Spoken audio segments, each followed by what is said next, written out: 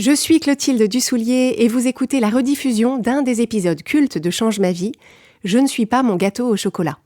C'est un épisode qui vous a énormément marqué, vous m'en parlez tout le temps, et pour lequel j'ai aussi une tendresse particulière, donc je suis heureuse de vous le reproposer cette semaine. Le titre de cet épisode, Je ne suis pas mon gâteau au chocolat, vous a sans doute intrigué, c'est exprès, et pour expliquer ce que symbolise cette phrase, je vous emmène avec moi dans une session de coaching, une des sessions que nous animons chaque semaine, plusieurs fois par semaine, pour les membres de notre programme de coaching Change ma vie, mode d'emploi. Dans l'épisode précédent, l'épisode 286 de Change ma vie, je vous ai parlé de ces sessions de coaching, en quoi elles consistent, pourquoi nous les proposons sous un format de groupe et ce que cette démarche partagée produit comme bénéfice pour les personnes qui y participent. Une des choses qui m'enthousiasme le plus lors de ces sessions de coaching, c'est que chacune est un petit laboratoire de compréhension de l'expérience humaine. Chaque personne qui est coachée pendant la session apporte une situation qu'elle vit de l'intérieur comme étant unique, et l'échange de coaching lui permet à toutes les personnes qui participent à la session de gagner en perspective et d'identifier que sous la surface se jouent en réalité des mécanismes qui sont, sinon universels, du moins très largement partagés entre les êtres humains. Et donc c'est ce que je trouve infiniment fascinant, et c'est ce qui crée une telle connexion et une telle chaleur pendant ces sessions. En se proposant de dénouer la pelote d'une situation particulière, en réalité on apprend quelque chose qui sera utile pour dénouer toutes les autres pelotes. Et le fait d'avoir juste devant soi une vraie personne, dont la vraie situation permet de mettre en lumière l'un de ces mécanismes, permet de rendre les choses beaucoup plus concrètes et permet d'intégrer de façon beaucoup plus profonde la prise de conscience et la solution qui a été apportée. Ce n'est pas du tout étonnant parce que le cerveau humain apprend et intègre beaucoup plus en voyant d'autres êtres humains faire qu'en étant seul avec un livre ou un enseignement théorique. C'est à ça que servent nos neurones miroirs, et c'est une des raisons pour lesquelles notre espèce a réussi à se développer autant au fil des dernières centaines de milliers d'années. On a cette capacité puissante à apprendre par observation, par inspiration et par imitation. Donc ça fonctionne pour les choses concrètes qu'on veut apprendre à faire, comme jouer du piano, fixer une étagère ou faire un gratin de courgettes. Mais ça fonctionne aussi pour nos réflexions plus abstraites au sujet de notre vie intérieure, de nos projets et de nos relations. Le fait qu'un enseignement soit porté, incarné concrètement par une vraie personne avec une vraie histoire, nous transforme infiniment plus que toutes les explications théoriques de tous les livres de philosophie ou de développement personnel. Pour tout vous dire, la phrase dont je veux vous parler aujourd'hui a émergé lors d'une session de coaching que j'ai menée il y a presque 5 ans maintenant. Je n'ai pas cessé d'y penser depuis, tellement la situation était éloquente pour illustrer un mécanisme qui peut nous concerner tous et toutes, et je sais qu'elle a marqué tout autant les personnes qui assistaient à cette session ce jour-là. La situation qu'apportait la personne que j'ai coachée, qu'on va appeler Hélène, le temps de cet épisode, était la suivante. Hélène était invitée à un dîner qui réunissait toute une partie de sa famille, chez son frère et sa belle-sœur, qui lui avaient demandé si elle voulait bien apporter un dessert. Aimant le chocolat, et ayant une très bonne recette de gâteau au chocolat, c'est ça qu'elle choisit de faire. Hélène passe une bonne partie de son après-midi à le confectionner. Elle surveille bien la cuisson, parce qu'elle sait qu'une cuisson millimétrée est la clé d'un gâteau au chocolat fondant juste comme il faut. Elle veille à le laisser refroidir avant de l'emballer pour pouvoir le transporter, pour éviter que la condensation du gâteau ne ramollisse la fine croûte qui se forme le jour même sur un gâteau au chocolat et qui disparaît dès le lendemain. En arrivant chez sa belle-sœur, Hélène lui confie son gâteau au chocolat et au moment du dessert, celle-ci le place sur le buffet à côté de l'autre dessert apporté par une autre convive qui a, elle, choisi de faire une salade de fruits. Vient le moment du dessert et Hélène se tient un petit peu à distance du buffet et elle observe. Et à chaque personne qui vient se servir, sa gorge se serre un peu plus. À chaque personne qui vient se servir, le saladier de fruits est un peu plus vide et le gâteau au chocolat reste intact. Le rouge au front, les pieds en plomb, Hélène va se servir une petite part de son propre gâteau qu'elle a un mal fou à avaler, tellement sa gorge est serrée, et son esprit enflammé par l'incompréhension, la tristesse, la honte. Lorsqu'elle a apporté ce sujet à la session de coaching, tout le monde a pu se projeter dans la situation. Tout le monde a pu peindre, comme vous l'avez peut-être fait à l'instant en m'écoutant, la scène de ce salon, la déco, le buffet, le gâteau, la jolie robe que notre héroïne portait sans doute. Et surtout, tout le monde a pu imaginer ce qu'elle ressentait dans son corps en allant déposer sur le buffet son assiette vide et sa fourchette à dessert, les seules portant des traces de chocolat. Pourtant, en évoquant cette situation, une partie d'Hélène se disait « Mais c'est un peu ridicule mon histoire. C'est qu'un gâteau, on s'en fiche. Comment ça se fait que ça m'atteint comme ça ? Je veux juste passer à autre chose en fait. Il y a des trucs plus importants dans ma vie que ce bête gâteau au chocolat. Donc comment ça se fait que plusieurs jours plus tard, j'y pense encore ?» Et c'est ça qu'on a pu dénouer ensemble. D'abord, le jugement. Si une situation, même triviale, vue de l'extérieur, nous atteint comme ça, si plusieurs jours plus tard, on y pense encore, c'est que ce n'est pas juste un bête gâteau au chocolat. C'est que, sous la surface des circonstances, se joue un autre mécanisme qui nous attrape au cœur et il est parfaitement légitime de se donner les moyens de le dénouer. Vous le savez, ce ne sont pas les circonstances qui déterminent comment on se sent. Ce n'est pas la situation factuelle qui crée nos émotions. Ce qui crée nos émotions, ce qui détermine comment on se sent dans telle ou telle situation, c'est l'histoire que notre cerveau construit autour de la situation. C'est la façon dont il interprète cette situation factuelle. Ce sont les enjeux qu'il y voit pour nous, pour notre place, pour notre bien-être, pour la dynamique de nos relations. Et c'est ça qu'on a pu identifier dans cet échange de coaching. On a pu d'abord isoler la partie purement factuelle, tout à fait neutre, de la situation. De façon purement factuelle, qu'est-ce qu'on avait ? Des êtres humains réunis dans une pièce, avec des aliments sur une table, et les humains qui mangent des aliments. Alors ce qui est intéressant dans ce passage à la neutralité factuelle, c'est qu'on peut observer notre tentation d'ajouter certaines précisions qui sont directement liées à notre attachement à la situation. Par exemple, on pourrait avoir envie de dire des êtres humains dans une pièce, des aliments sur une table, les humains mangent seulement certains des aliments qui sont sur la table.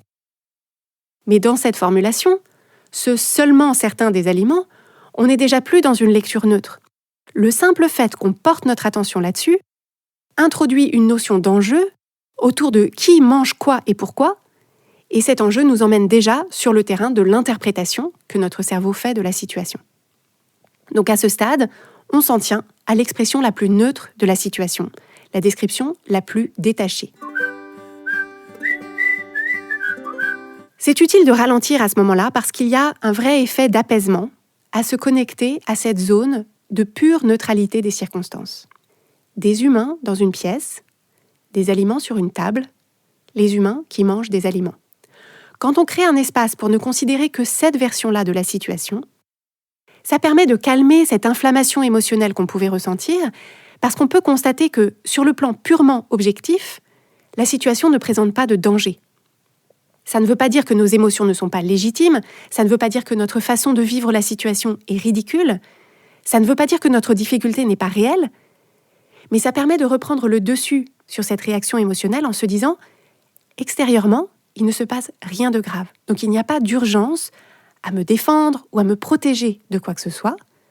Et en l'absence d'urgence, je peux prendre le temps de comprendre et de réguler mes émotions. » Et c'est à ce moment-là qu'on a pu explorer avec Hélène l'histoire que son cerveau avait construite autour de cette situation, l'interprétation qu'il en faisait. Et l'histoire que son cerveau avait construite, c'était une histoire qui associait très directement ce que mangeaient les membres de sa famille et sa valeur à elle au sein de sa famille. Le raccourci que son cerveau avait pris, c'était « s'il ne mange pas le gâteau au chocolat que j'ai préparé et apporté, c'est parce qu'il ne m'apprécie pas, c'est parce qu'il ne me considère pas, c'est parce que je ne compte pas, c'est parce que ma contribution à cette famille n'a pas de valeur. En un mot, je ne suis pas aimée, je n'ai pas ma place. » Et bien sûr, quand on réalise ça, quand on prend conscience des raccourcis de pensée que notre cerveau peut faire dans une situation comme celle-là, on comprend parfaitement le désarroi, la tristesse, la honte que pouvait ressentir Hélène. Dans cette situation, Ce qui se passait dans la dimension émotionnelle de son expérience, c'était la souffrance réelle que ressent un être humain qui pense ne pas être aimé par son groupe d'appartenance, qui pense, à cet instant, ne pas y avoir sa place. Pour le cerveau, c'est l'alerte rouge. Faire partie d'un groupe d'humains au sein duquel on est assuré qu'on nous aime et qu'on nous accepte, au sein duquel notre contribution est valorisée et donc notre place assurée, c'est un gage majeur de sécurité pour la partie primaire de notre cerveau. Il est donc câblé pour détecter les variations les plus mineures et tout signal qui tendrait à indiquer un renversement de la situation. C'est exactement ce qui s'est passé ce soir-là pour Hélène. Observant la façon dont les membres de sa famille interagissaient avec son gâteau au chocolat, remarquant qu'il ne s'y intéressait pas, qu'il le délaissait, qu'il lui préférait autre chose, la salade de fruits, son cerveau tirait la sonnette d'alarme. C'est à toi qu'il ne s'intéresse pas, c'est toi qu'il délaisse, c'est à toi qu'on préfère quelqu'un d'autre de plus frais, de plus coloré, de plus léger. Et donc c'est ce raccourci-là de pensée, cette association-là, qu'on a pu questionner et assouplir. En se posant la question, si ça n'avait rien à voir avec qui a préparé quoi, si on imaginait par exemple que la confection des desserts avait été confiée à un traiteur, qu'est-ce qui pourrait expliquer que les êtres humains dans cette pièce aient pu opter pour la salade de fruits plutôt que le gâteau au chocolat? En ouvrant cette porte, Hélène a tout de suite pu trouver des explications parfaitement logiques. Le repas avait déjà été assez riche jusque-là, il y avait même eu du fromage après le plat, donc plus personne n'avait vraiment faim. D'ailleurs, elle-même s'était un peu forcée. En plus, on était au début du mois de décembre, quand tout le monde anticipe qu'il va y avoir beaucoup de repas de fête et qu'il va falloir ménager sa monture si on ne veut pas finir le mois totalement écœuré avec une crise de foie. Et puis, une salade de fruits, à la fin d'un repas, c'est vrai que c'est très bon. Donc, en identifiant toutes ces interprétations alternatives de la situation, Hélène a senti sa tristesse et sa honte se dissiper, puisque ce n'était plus d'elle qu'on parlait. Ce n'était plus sa place et sa contribution qui étaient remis en cause.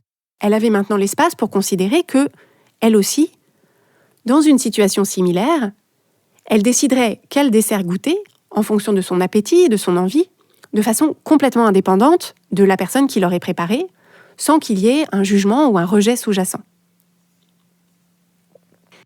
Ce qu'il nous fallait identifier ensuite, c'est une façon pour Hélène d'intégrer cette réflexion et de se souvenir de tout ça si une situation similaire se présentait. Cette étape est importante parce que les raccourcis de pensée de notre cerveau, on les emporte partout avec nous. Si Hélène s'identifiait dans cette situation précise à son gâteau au chocolat et la façon dont il était reçu par les membres de sa famille, ce mécanisme se présentait à coup sûr dans son travail, quand elle proposait une idée en réunion ou quand elle préparait une proposition commerciale. Il se présentait à coup sûr dans sa vie de parent, quand elle offrait un vêtement à l'une de ses filles ou quand elle proposait un jeu de société.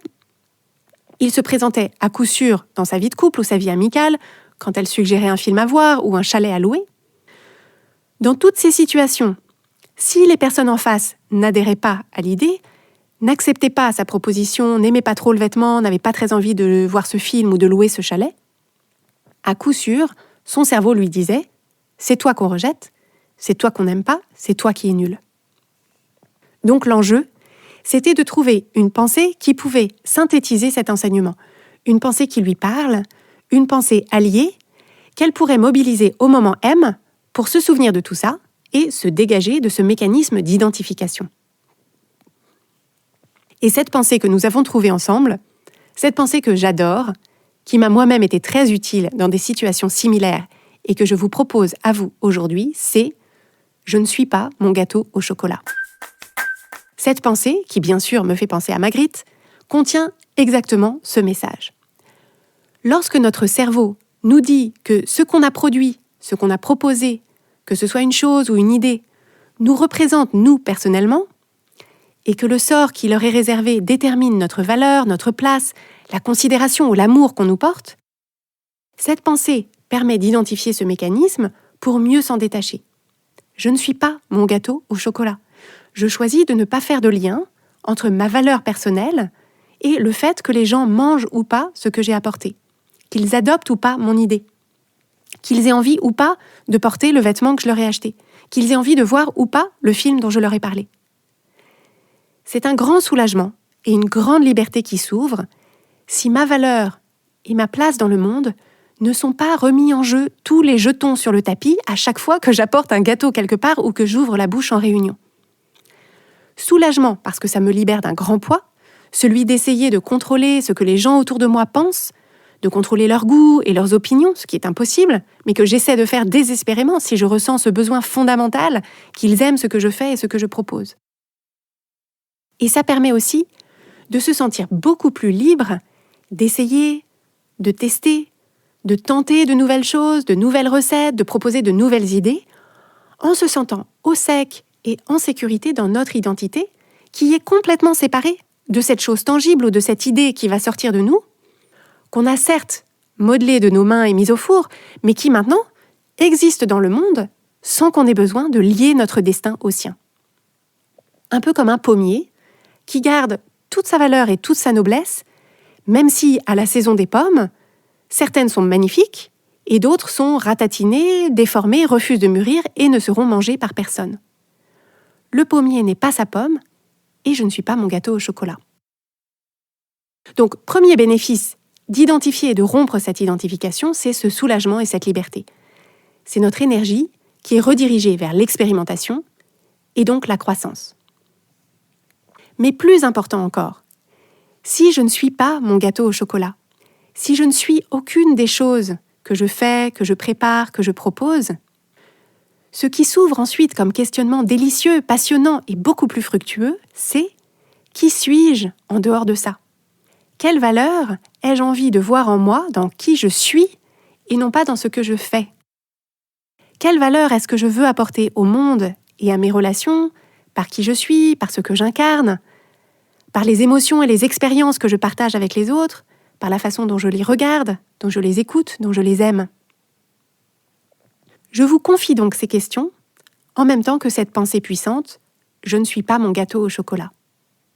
Je salue Hélène au passage, qui bien sûr se reconnaîtra, et je la remercie d'avoir apporté cette situation ce jour-là, comme je remercie toutes les personnes qui nous font confiance pour les coacher lors de ces sessions de coaching, pour qu'on puisse les aider à comprendre où elles en sont, à trouver la juste perspective pour avancer, et qui nous permettent, grâce à leur expérience humaine unique, d'approfondir toujours notre compréhension collective de nos expériences humaines universelles. C'est un privilège pour moi et pour l'équipe des coachs certifiés de Change ma vie de jouer ce rôle de guide auprès des membres de notre programme et de faire ces mises en lumière. On mesure très bien la valeur de ce lien de confiance qui nous unit et la valeur de cet espace de connexion et d'élan qu'on crée ensemble qui permettent à tous et à toutes d'avancer en se sentant plus forts, plus fortes et mieux équipés pour créer les vies extraordinaires qui nous ressemblent.